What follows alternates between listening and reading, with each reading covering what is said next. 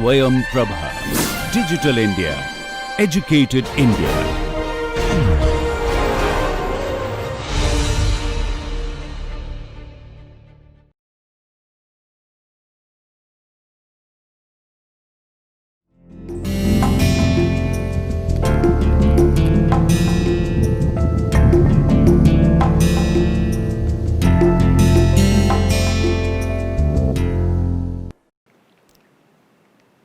Hello, welcome friends, welcome to the course Introduction to Sampling Theory. You may recall that in the last lecture we started a discussion on the systematic sampling, and we had learned that how we can draw the sample, and we also found that there is a close connection between the cluster sampling and this systematic sample. The systematic sample can be viewed as if I am trying to draw only one cluster in the cluster sampling. Similarly, there is a relationship between the stratified sampling and systematic sample also. So that we will try to explore in this lecture. And then the next thing comes that suppose the population has got some trend, then which of the sampling scheme is going to work better? Well, what do you really mean by trend? Trend means if suppose I have some values which are increasing or decreasing with respect to something, with respect to some other variable, right? For example, during the summer time, when the summer begins, day by day the temperature increases, right? So as long as there is a summer, the temperature increases day by day, so I can say that okay, the temperature has got an increasing trend. Similarly, when the winter approaches after the summer, then the weather temperature gets lowered day by day. Then we say that there is a decreasing trend in the temperature. So when there is a trend, then you will see that the mathematical tools will have a specific type of structure, and we need to follow them. Under that type of a structure, what happens to our statistical conclusion? That is the point which we are going to discuss in this lecture. After this, if you remember that in the last lecture we had assumed a condition that my population capital N can be expressed as small n into small k. The next question is, if suppose this condition is not satisfied, then what are you really going to do? So that we are also going to talk in this lecture. So we begin this lecture, and in case if you want to download the slides of this lecture, you can go to my home page, and I have uploaded those slides in the PDF format, and the address of my home page where I have uploaded the slide is home.iitk.ac.in /shalab/sp. And still, if you are facing any problem, then you can scan this QR code using any of the free application available in your phone, and you will come to the same address. And still, if you are facing any problem, then I would say that you go to any search engine, try to type my name SHALABH, and to be more precise, you can also write my institution IIT Kanpur and you search, and I am sure that you will find my home page. From there you can download the slides. So now if you try to see, just for the quick recall, that we had k possible samples, first sample, second sample, or the kth sample, and we try to choose any number I between 1 and k, and then we try to arrange our population like y1, y2 up to here, row wise up to here yk, and then we try to come to second row yk plus 1, yk plus 2 up to here y2k, and then I can arrange all the observations into n number of rows and k number of columns, and then I try to choose here one sample from here. For example, I can choose here, say here this one. So this becomes my ith systematic sample, and then these are my units which I try to analyze. And the probability of selecting any of the sample out of this first, second, or say kth, the probability is going to be 1 upon k here like this, right? And then we try to find out the means of this sample. So, for example, in case if I am trying to choose this ith sample, then I have here y bar I, means all the units are considered in from this sample and their arithmetic mean is found. And then we had defined our yij, like as here, this is the observation on the unit bearing the serial number I plus j minus 1 times k. I goes from 1 to k and j goes from 1 to n, and we draw here a number I less than equal to k, and then the entire column becomes my sample, right. And then I try to find out the sample mean of all the observation in the ith sample, and this becomes my say y bar sy, and this I am going to treat as an estimator of the population mean, capital Y bar here, like this. Now, I try to first show you that how you can look at it as a stratified sample. Now, you see, what are you trying to do? You are trying to obtain, suppose this y I, y k plus I, y n minus 1 times k plus I in your sample. And now, what I suggest you, that you try to take the first row as your first stratum, second row here as a second stratum, and say nth row as here say here nth stratum.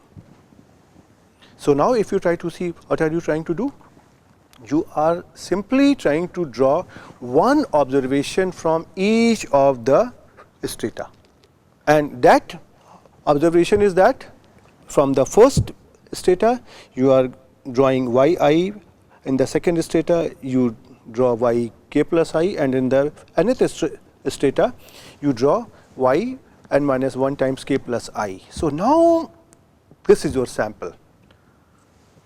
So, this is how you can view the systematic sampling from the point of view of stratified sampling. On the other hand, just for the sake of your remembrance, you had considered this population or this arrangement like a cluster sampling, where you had drawn, you had considered the columns to be the clusters, and you had chosen only here one cluster, that is the ith cluster in your sample. So, now you can see that this sampling scheme can be expressed as a from the point of view of stratified sampling also. So, the systematic sample now has been viewed as a as if this is like a cluster sample, but now the systematic sample can also be viewed as if this is arising from a stratified sampling.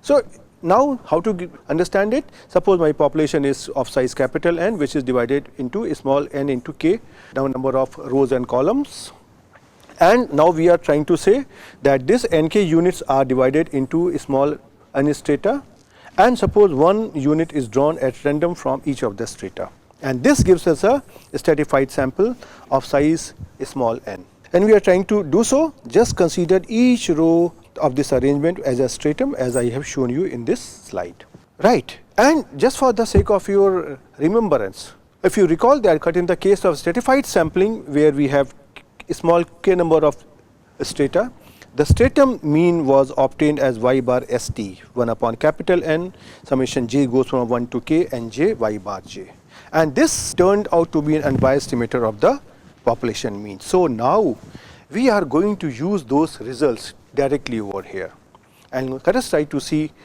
what happens here. Okay. So, now let us try to look at this structure of y bar st and try to rewrite the systematic sample in this framework. So, now you can see here that in this case the number of strata are here small n, whereas in the case of stratified sampling you had k strata. And now the size of the strata has now become here small k, which is the size of the row, that how many elements are there in the row. And now you are trying to draw a sample of size 1 from each of the stratum. And so, using this notation, this y bar st can be written as y bar st is equal to 1 upon capital N, which is here small nk, j goes from 1 to here n. Why? Because now this is here, instead of k, this is here small n. So, you can compare here with this thing, and here capital Nj was the size of the jth strata. So now which is becoming here is small k, and y bar j was the mean of the units in of the units. So now this remains as here as a y bar j. So now this can be written as 1 upon n summation j goes from 1 to n y bar j, right. So now I try to find out the variance of this estimator, right. So variance of y bar st in such a case means, if you remember, y bar st was earlier n minus n upon nn, and it was replaced by here ni and then si square, and then you had written here is ni upon n whole square, and this was summation I goes from 1 to k. This was your here variance of y bar st in the case of stratified sampling.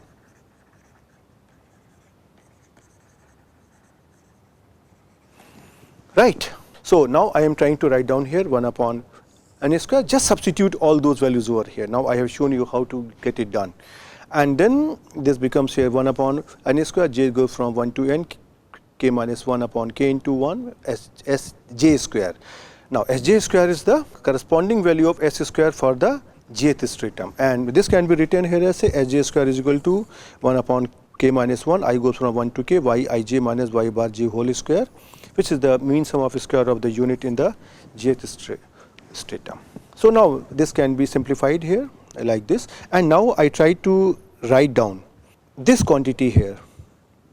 If you try to look, this is the sum of all the sj square. So I can write down it here something like s square w st, where your s square w st is 1 upon n, j goes from 1 to n sj square. It is something like the arithmetic mean of all the sj square. So this can be expressed here like this.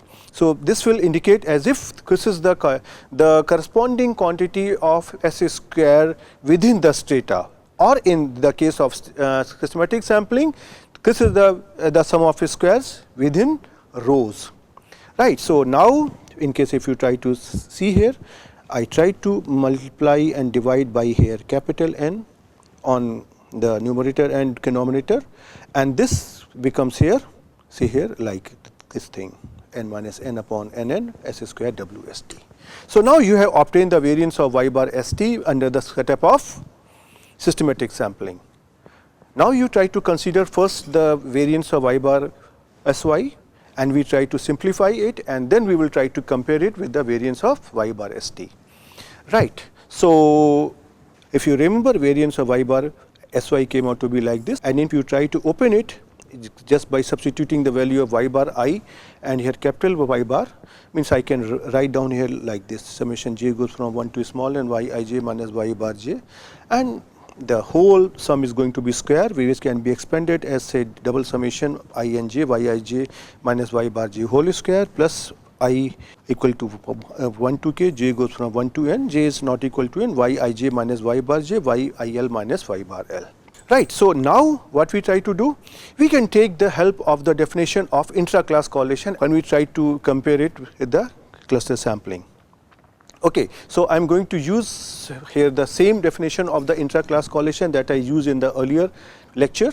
Okay, and we try to express this variance in terms of intra-class correlation. So now the intra-class correlation coefficient between the pairs of the deviation of units which lie along the same row measured from their stratum means can be defined here like this. This is the basic definition: expected value of y I j minus y bar, y I l minus y bar divided by expected value of y I j minus capital Y bar whole square. And if you try to write it using the basic definition of the expectation, this can be written as 1 upon n k minus into n minus 1 triple summation, then y I j minus y bar j, y l minus y bar l, and in the denominator 1 upon n k double summation over I j, y I j minus y bar j whole square.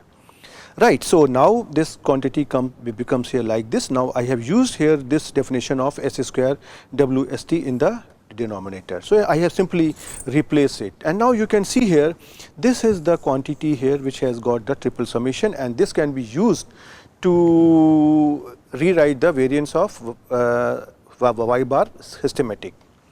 Right. So now this is here like this. So I am writing here this term what we had obtained here in terms of this thing, right. So now I can simplify it, and this comes out to be like this: n minus n upon nn s square wst, and inside the bracket 1 plus n minus 1 times rho wst. So rho wst, I am trying to say this is the intra-class correlation in the case of stratified sampling. Okay, so this is rho wst.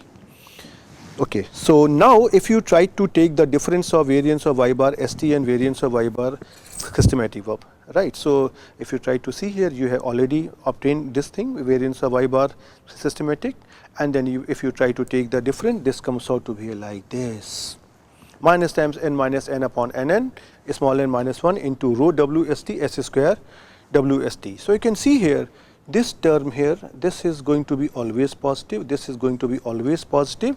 So now this difference, this depends only on the rho wst. So the relative efficiency of the systematic sampling relative to the equivalent stratified sampling can be obtained as the ratio of the two. Okay, so this can be obtained here, 1 upon n minus 1 times rho wst. Now you can remember that this is a similar expression that we obtained in the earlier lecture. Now I can just look into the range of the rho wst, and I can make different types of conclusion.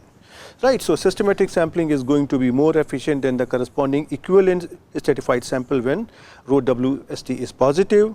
It is going to be less efficient than the equivalent stratified sample when rho wst is negative, and in case if rho wst is 0, then both of them are going to be equally efficient. Right, okay, so now you can see that that how this stratified sampling and cluster sampling can be viewed as if they are coming from the systematic sample. Okay, now I come to another problem. Now I consider a population where the population units have got a linear trend, right? Linear trend means there is a trend like this one. Non-linear trend can be like this one, okay, or say anything else whatever is not linear, that is non-linear. So now the first question comes: how can you express the observations who have got a linear trend, right? So suppose I can say that the values of the successive units in the population, they increase. Well, in case if you ask me what happens in the decrease, so you know that increase is equal to minus times decrease, right? So means just by causing a similar structure you can do for the decreasing also. Okay, so now I assume that these values have got a increasing linear trend. So this yi can be expressed as here a plus bi, where I is some integer, I goes from 1 to capital N. Now this is a very typical setup, and now I would like to compare simple random sampling, systematic sampling and stratified sampling. And my question goes like this: suppose if a population has got a trend, then my first answer is this: you have to be extremely careful and you have to do the entire analysis once again and try to see what happens to those values. Now suppose I give you three options that you can use: the simple random sampling, stratified sampling or systematic sampling. Then which of the sampling scheme is going to give you better outcomes under this linear trends in the observation? So now what we have to do? First we need, now you see you already have learned simple random sampling, systematic sampling and stratified sampling, and you had obtained the corresponding sample means in different ways, but the objective was the same. You wanted to estimate only the population mean. So now I will try to consider the structure of the sample means which we have considered under this simple random sampling, systematic and stratified, and I would like to simplify their variances under this specification that yi is given by a plus bi, right? Okay. So now let me first take the simple random sample. So the sample mean under simple random sampling without a replacement, it is given by capital N minus small n upon capital N into small n times capital S square. Now in the case of systematic sampling, capital N is going to be small nk. So now I try to simplify. I have to basically simplify here S square. right? S square, if you remember, it was 1 upon n minus 1 summation yi minus y bar whole square. I goes from 1 to capital N. So now I have to basically simplify this yi minus y bar. So for that, first I try to find out the value of y bar under this linear trend specification, and then I will try to simplify it. So first let me find out here capital Y bar. So now if you try to see, Y bar was here 1 upon n, summation I goes from 1 to n, yi, and now yi is given by a plus b times I. So this can be written here, say 1 upon n summation n a plus b times 1 upon n summation n I. This is what I am writing here. So now this is here n times a, so now this becomes here a plus b times 1 upon capital N, summation I goes from 1 to capital N times I.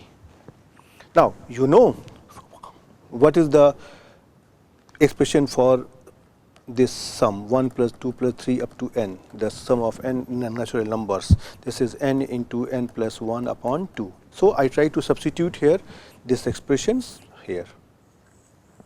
And if you simply simplify it, you will get here a plus b into n plus 1 upon 2. This is the capital Y bar under this linear trend. Now I try to substitute here these values and try to simplify here. So this S square comes out to be 1 upon capital N minus 1, summation I goes from 1 to capital N yi minus y bar whole square. So I simply substitute here this value of here yi, and this is the value of here capital Y bar. That's all. Now after this, you know, you simply have to just solve this expression patiently. Right, here this a and a will get cancelled out, b will come out of the bracket. So this becomes here b square upon capital N minus 1, summation I goes from 1 to n, I minus n plus 1 by 2 whole square. Now if you can try to open this bracket, you will get here summation I square minus n into n plus 1 upon 2 whole square. Now what is this summation I square? This is 1 square plus 2 square up to here n square, capital N square. So you know this sum of square of capital N natural number is n into n plus 1 into 2n plus 1 divided by 6. Right, that you have learnt in class 10th or class 11th or class 12, something like that. Okay. So I simply substitute here this value, and the y bar comes from here, and I simply have to simplify it, and this comes out to be b square into n plus 1 divided by 12. And now I try to substitute here capital N is equal to small nk, and means I can simplify it. So this variance of y bar under SRS WOR becomes here like this. So the final terms comes out to be b square upon 12 k minus 1 into nk plus 1. So this is the variance of simple random sample under the specification of linear trend in the sampling units. Okay. So now I try to do the same analysis under the specification of systematic sampling. Right, and I would like to find out the variance of y bar sy when the units have got a linear trend. Right. So now earlier your yij, it was denoting the value of the steady variable with the gth unit in the ith systematic sample. Now this yij is going to represent the value of the I plus j minus 1 times kth unit of the population. So now your this yij will become here a plus b time, instead of I, this will become I plus j minus 1 times k, because this is how you are going to indicate the units in the population, right, because now the units are going to be specified by 2 subscripts. So now your y bar sy, it is going to be simply here y bar I, and if you try to use the earlier expression of variance of y bar sy, it was like this 1 upon k summation I goes from 1 to k y bar I minus capital Y bar whole square. So now I simply have to find out the value of this y bar I and capital Y bar and substitute it here. So we try to find out the value of here this y bar I under the specification of linear trend in the observation. So this is y bar I is 1 upon n, j goes from 1 to n, yij. Now this yij is going to be indicated by this value a plus b times I plus j minus 1 times k. Now if you just open it, this will become here 1 upon n summation here a plus b times here 1 upon n summation here I plus 1 upon n summation j minus 1 times k, and if you simply simplify it, you will get here a plus b times inside the parenthesis I plus n minus 1 upon 2 times k. Okay, now if you try to substitute these things in the expression, summation I goes from 1 to k y bar I minus capital Y bar whole square, then this is your here y bar I, this is your here capital Y bar. Now after this you simply have to just do the simple algebra. So if you try to simplify it here, this a gets cancelled out and you have here b square summation I goes from 1 to k I minus k plus 1 upon 2 whole square. So now this parenthesis can be opened, which becomes a summation I square into k plus 1 upon 2 whole square minus twice of k plus 1 upon 2 summation I. So now you know the values of summation I and summation I square as we have used earlier. So the summation I is going to be here k into k plus 1 by 2, because this is I goes from here 1 to k, and this summation I square will become k into k plus 1 into 2k plus 1 divided by 6. So I try to substitute these values over here and simplify it. So this comes out to be b square upon 12 k into k square minus 1. So now this variance of y bar sy that you had obtained here like this can be obtained by substituting these values here to be like this. Variance of sy becomes here b square upon 12 into k square minus 1. Okay, so now this b square upon 12 into k square minus 1 is the expression of the variance of y bar sy under the specification when populations have got a linear trend, which is specified by a plus bi type of trend. Okay, so now I try to do the same thing under the setup of stratified sampling. So in the case of stratified sampling also, the address of the unit is specified by two subscript, one for the stratum and another for the order of the unit. So exactly on the same lines as I have written in the case of this systematic sampling here, that this yij can be indicated by a plus b times I plus j minus 1 k. The same thing I can do here in the case of stratified sampling also. So yij can be indicated by the same notations. Now what was your here y bar st? Y bar st was 1 upon capital N I goes from 1 to k n I y bar I in the case of stratified sampling, if you remember. And what was the variance of this y bar st that you already have obtained? This is n minus n upon nn s square w st, and this comes out to be k minus 1 upon nk into s square w st. Now I have to simplify the expression of this w square st in terms of this yij. Right. So this s square w st was 1 upon n summation j goes from 1 to n sj square 1 upon n times k minus 1 double summation I goes from 1 to k, j goes from 1 to n yij minus y bar j whole square.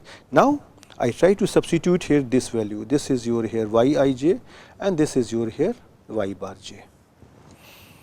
And after this, this a gets cancelled out and you simply have to just solve this expression and simplify it. So this comes out to be b square upon n times k minus 1 double summation I n j I minus k plus 1 upon 2 whole square, and you just expand it and try to use the expression, the result for the summation I square and summation I. You can obtain this expression here like this, b square times k into k plus 1 upon 12. Okay, now if you try to substitute this expression over here in this variance, then you can obtain the variance of y bar st to be here like this. Just substitute all the values and this will come out to be b square upon 12 into k square minus 1 upon small n. Okay, now I try to compare.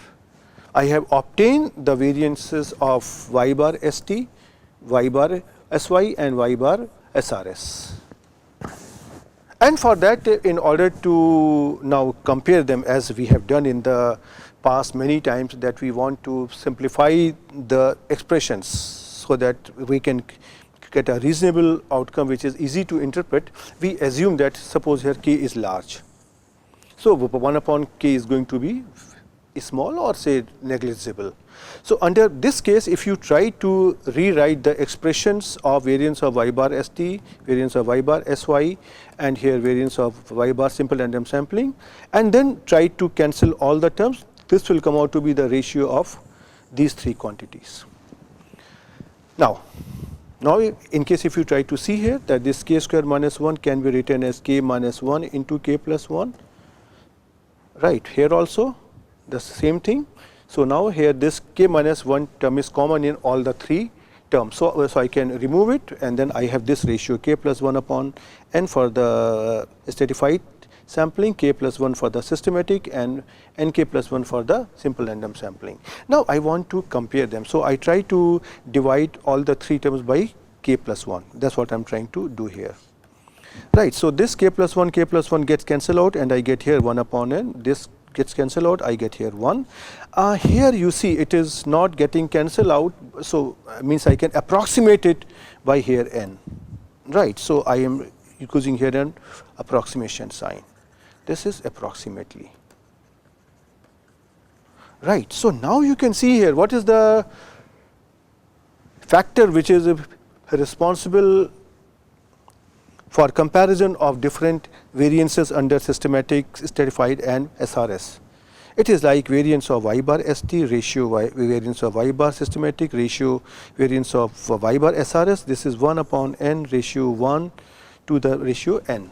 So now you can see if you try to compare here which of the factor is going to be the smallest for a given n. This is going to be 1 upon n.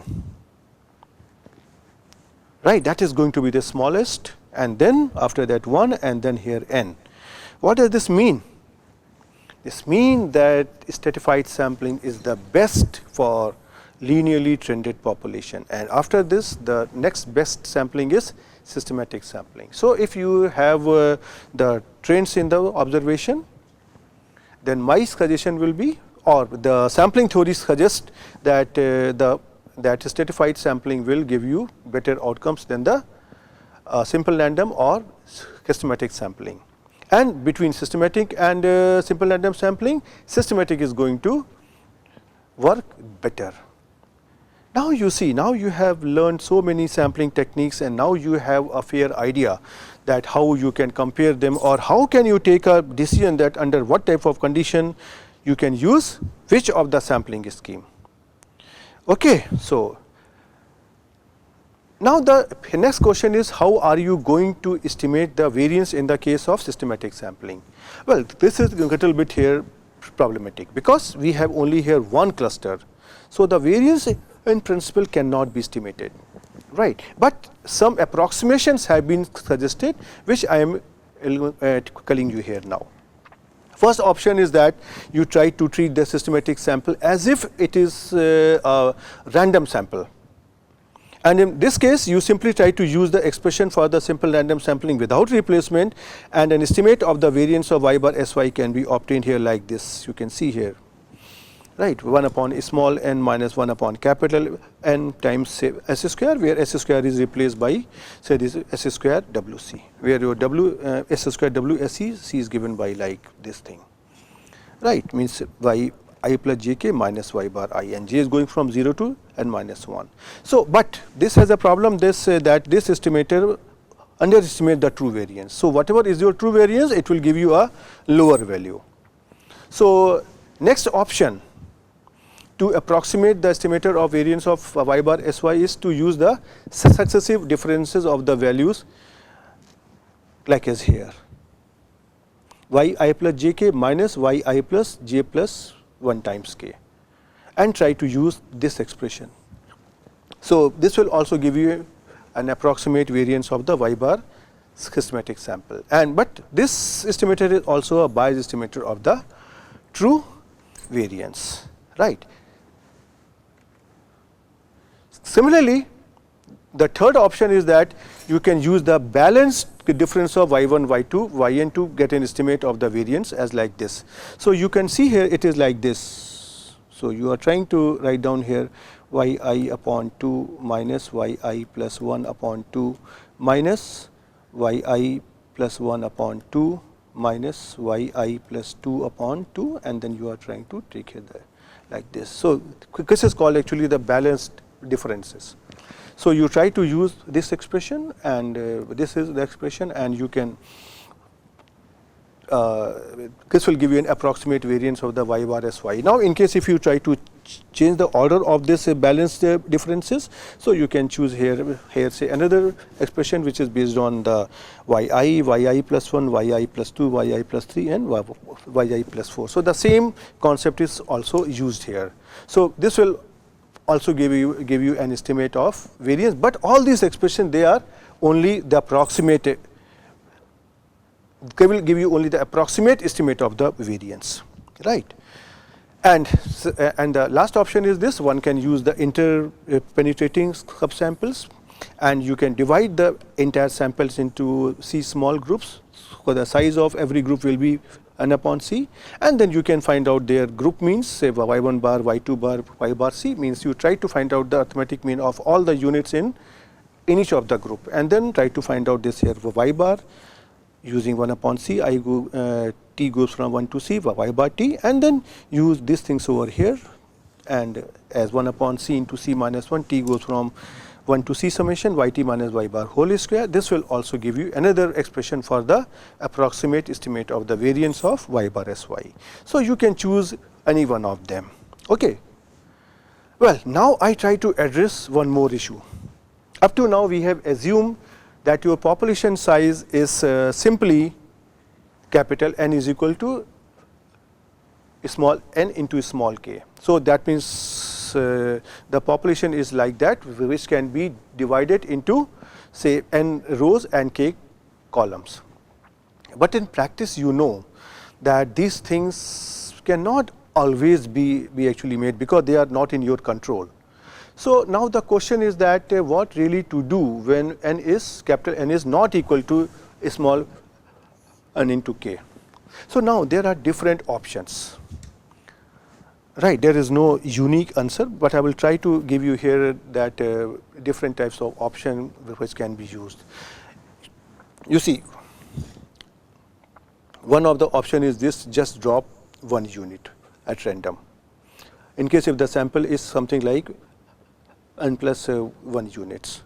So, in case if the sample has n plus 1 units, if you drop only here 1 unit, it will become here n, and then you can do it. And in case if there are units, in case if they can be dropped so that n can be converted into n into k. For example, if I say there are suppose n k plus p number of units. So, if you drop here this p units here, then this capital N will be converted into small n into small k. And then you can drop or say eliminate some of the units and use the same methodology that we have discussed up to now. But definitely you are trying to drop some of the observations. So, you are going to ignore some of the information which is contained in the sample or in the population, right. So, this is another option. Next option is this: we can use the circular systematic sampling scheme. I will try to give you an idea in the next couple of slides. And the fourth option is round off the fractional interval k, and you try to convert your capital N is equal to small n k.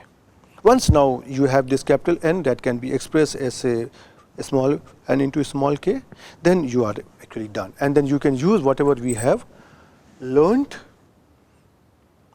up to now. So, you can see here that these are different possible methodologies which have been proposed, that in case if you have capital N which cannot be expressed as a product of or the exact product of small n into small k, possibly you can use them. Now, in case if you are trying to handle such a condition and suppose n is not expressible as n into k, so obviously this is going to be expressible as n k plus p, where p is smaller than k. right. So now, based on this, different estimators have been proposed in the systematic sampling, which can be used, and they have different types of properties. For example, now I can consider here two types of means. If your I is smaller than P, right, then what was your I? That is what the number that you have drawn to draw the ith unit in your sample in the case of systematic sampling. So if your I is greater than P, try to find out the mean of all the units going from j going from 1 to n plus 1. Right. So this is simply arithmetic mean, and in case if your I is greater than P, then you try to find out the arithmetic mean of 1 upon n summation j goes from 1 to n yij. Right. Now in this case, if you try to take the expectation of this y bar I, this becomes here 1 upon k summation I goes from 1 to P times say 1 upon n plus 1, j goes from 1 to n plus 1 yij, which is here like this, and then I goes from P plus 1 to n, 1 upon n summation j goes from 1 to n yij, and obviously you can see that in no way this can be expressed as capital Y bar. So in this case, I can say here that this variance of Y bar Sy, what you have obtained here, this is going to be could be a biased estimator of population mean. Okay. Now, after doing this, the next objective becomes that can we find an estimator which is an unbiased estimator of the population mean? Answer is yes. So one option is this: if you try to consider here estimator something like k upon capital N summation over j yij, and we are going to denote it by here y bar star sy. Right. So this quantity I am going to indicate as by here say k upon capital N times Ci, where Ci is your n times y bar I, and this is actually the total of the values in the ith column, means whatever sample you have obtained, just try to find out the sample total. Now in case if you try to find out the expectation of this quantity, this comes out to be expected value of y bar star sy, k upon is equal to k upon capital N expected value of Ci. Now you can see what is here expected value of Ci. In the systematic sampling, you had these types of columns. You are trying to choose one of the column in your sample. So it is like just like you are trying to draw a single observation from the population of size small k columns, or say small k systematic samples. So this is 1 to up to here k. So now you know that in the case of from the theory of simple random sampling, that the expected value of this quantity is going to be the same as the population mean, because sample mean is an unbiased estimator of the population mean. So now I can write down here that expected value of Ci to be 1 upon k, I goes from 1 to k Ci, which is equal to here nothing. Now you can write down here, this k gets cancelled out and this quantity becomes simply here, this is the total divided by capital N, so this becomes here capital Y bar. So now you can see here that this Y bar star Sy, this turns out to be an unbiased estimator of the population mean. Okay, now after this you can find out its variance also, variance of Y bar star Sy, just using the same concept that we have used in the case of unbiasedness, right, using the expression of the variance of y bar under SRS. So this expression can be obtained as k square upon capital N square times k minus 1 upon k SC star square, where SC star square is now defined as on the new variable n times y bar I, which is your here Ci. Right. So now you know that you have done this type of say this manipulations many times. You have defined SB square, SW square, etc. many times. Right. So now you can see here, this is the estimator which is unbiased, and this is its variance. Another option is that in case if you are dealing with such a condition, then you can also use the circular systematic sampling. Why? Because when you are trying to take capital N is not equal to Nk, then the sample mean is not an unbiased estimator of the population mean. So one can use here a circular systematic sampling scheme also, right. So in circular systematic scheme, what do? We try to put all the units in a circle like this. See here there will be y1, there will be y2, and up to here the last unit is going to be here yn, like this.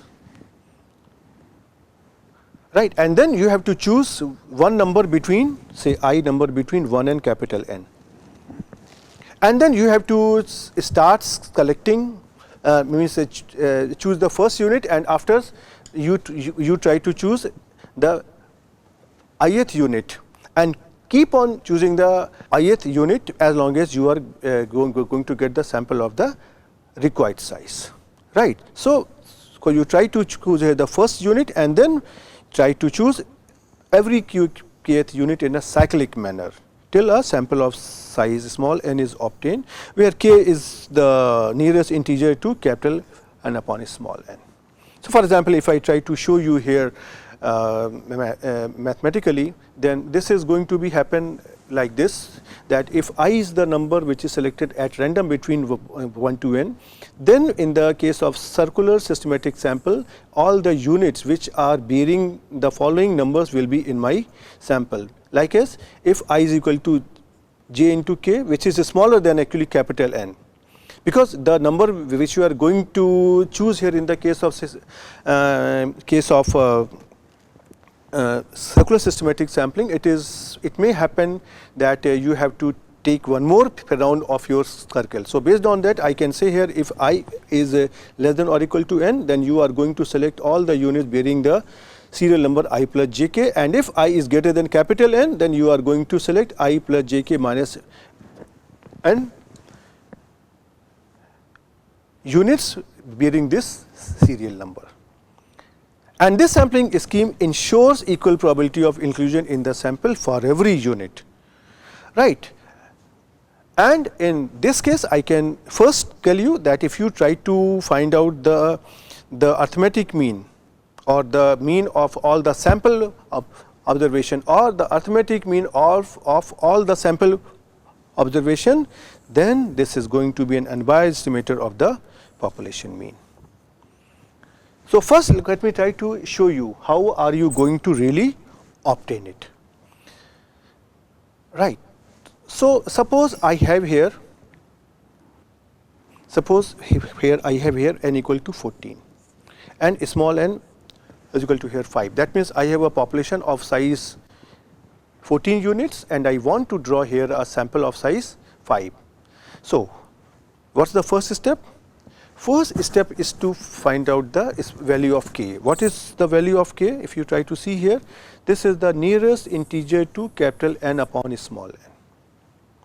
So now I have to find out here my k. So k is going to be the nearest integer of capital N is equal to 14 and small n is equal to 5, which is here 3. Right. Now after this, I try to put all the units in a circle. So you can see here, this is here a circle in this picture where I am putting unit number 1, 2, 3, 4, 5, 6, 7, 8, 9, 10, 11, 12, 13 and 14. You have to choose the first number at random, and this number is going to be selected such that it is lying between 1 and 14. And suppose you choose such a random number from the random number table, and suppose this number comes out to be 7. So now what you have to do? You have to choose first unit as a 7th unit, right. So if you try to see, we are not going to choose the first unit, you try to choose here the 7th unit here. This is going to be your here first unit in the sample. Okay. And now after this you have made it here k to be here 3. So now after this you have to choose every third unit. So suppose you want to have here a sample of size 5. So this is your first unit, this is now you, and then this is your first unit, second unit is here 9, and third unit here is 10. So this 10 is going to be included in your sample. Then once again you try to take the third unit, first unit, second unit, and then third unit. Third unit comes out to be here 13. So this 13 also it comes to your sample. Then you again try to choose the third unit.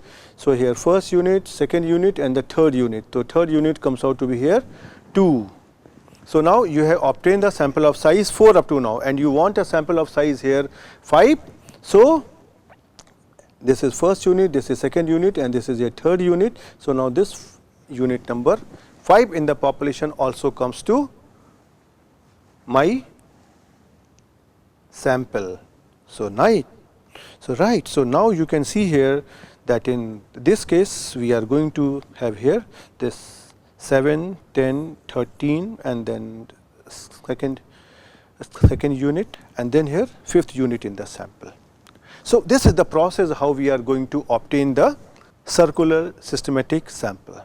And now after this, let me try to show you here that this estimator what you have obtained here, this will turn out to be an unbiased estimator of the population mean. For example, means whatever sampling units you have chosen here 7, 10, 13, 2 and 5, try to obtain the corresponding values from the population and try to just obtain the sample mean, right. And this sample mean is going to be an unbiased estimator of the population mean. So now we have the result that in the circular systematic sampling the sample mean is an unbiased estimator of the population mean. Okay, so now the proof is extremely simple actually in this case. If I is the number of numbers selected at random, then the circular systematic sample mean is going to be defined by 1 upon n and sum of all the units which you have collected. For example, in this example you have selected here say 7, 10, 13, 2, 5. So this is the mean of 7, 10, 13, 2 and 5th unit, 7th unit, 10th unit, 13th unit, 2nd unit and 5th unit. Just try to take the sum of these units yi's, right. So this summation over ny, I am not using here anything, but it is a little bit different symbol by which I am trying to indicate the sum of such numbers, right, because you can means take another number of say on I and choose another sample. So this summation is going to denote the total of the y values in the ith circular systematic sample, and this I can go from 1 to capital N.